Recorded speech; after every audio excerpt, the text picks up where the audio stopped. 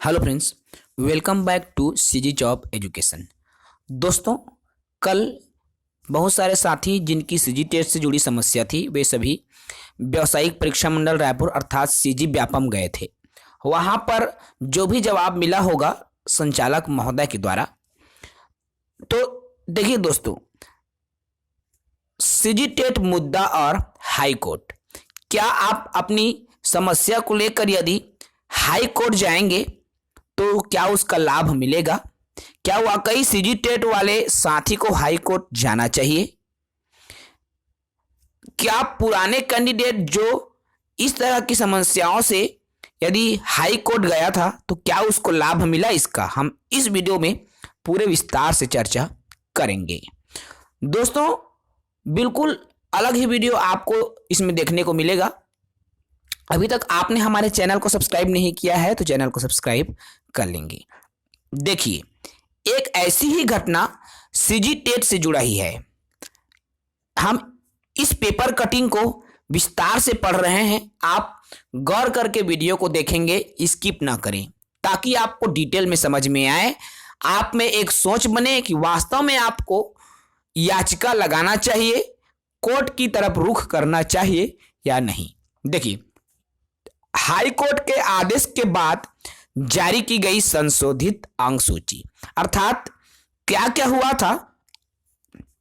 तो high court के आदेश के बाद याचिकाकर्ता द्वारा आवेदन करने पर व्यावसायिक परीक्षा मंडल ने उत्तीर्ण परीक्षा की अंक सूची में जन्म तिथि में सुधार कर वास्तविक तिथि अंकित। देखिए, ये जो मुद्दा है, ये मामला था जन्म तिथि से संबंधित है। ठीक है, तो जन्म तिथि में सुधार करके वास्तविक तिथि अंकित कर दी। देखिए, जिस कैंडिडेट ने भी याचिका लगाया था उसके जन्म तिथि में गलती थी। ठीक है, तो इसके बाद अंक सूची जारी की गई। ग्राम बरतोई, थाना बिल्हा निवासी गौरी वर्मा, पिता राम कुमार वर्मा का जन्म तिथि 12 मार्च 1994 है।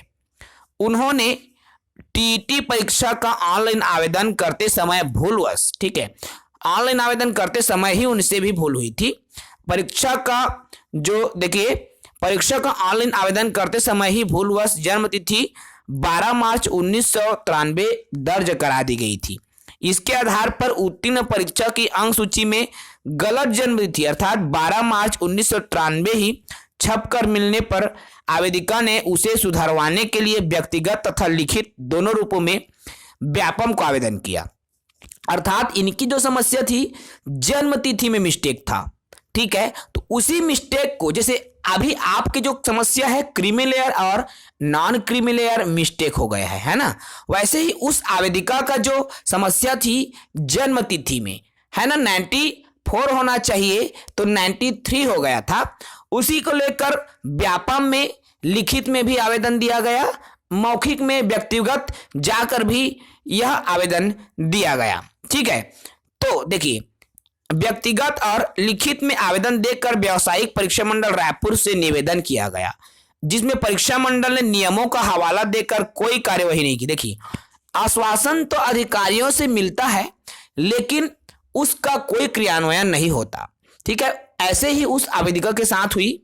उसके बाद आवेदिका ने अधिवक्ता एस.बी. पांडे के माध्यम से हाई कोर्ट की शरण ली।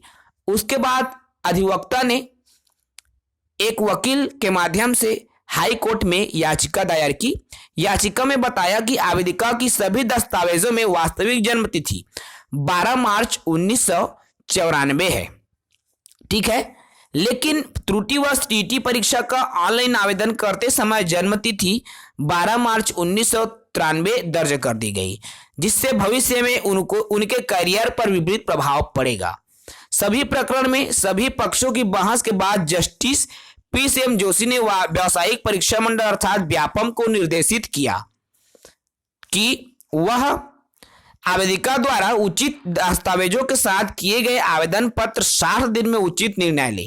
जिसके बाद आवेदिका ने व्यावसायिक परीक्षा मंडल के समक्ष सकारण उचित दस्तावेज की प्रति के साथ आवेदन किया।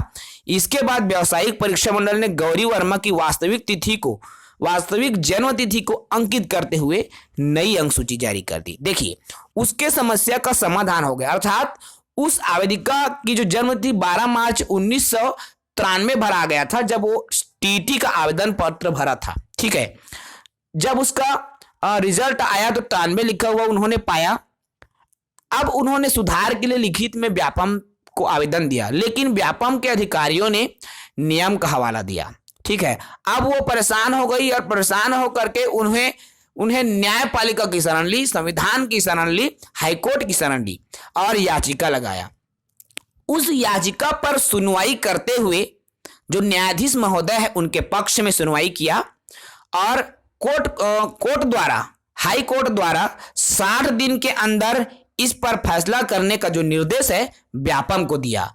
उसके बाद उस याचिकाकर्ता का जो सुधार होकर के नया रिजल्ट जारी हुआ, जो कि 12 मार्च 1994 डेट ऑफ बर्थ का था, अर्थात उनको वहां से न्याय मिला। देखिए दोस्तों, यदि आपके साथ भी न्याय नहीं हो पाएगा तो संविधान सबके लिए खुला होता है। अंतिम मार्ग संविधान ही है, अंतिम मार्ग हाईकोर्ट ही है। जैसा कि इस याचिकाकर्ता को न्याय मिला, अभी विभाग के अधिकारियों द्वारा जो आश्वासन दिया गया है, यदि उनका पालन नहीं होता है तो उस स्थिति में दूसरी और रास्ता नहीं दिखाई देता। इस वीडियो में इतना ही। जय हिंद।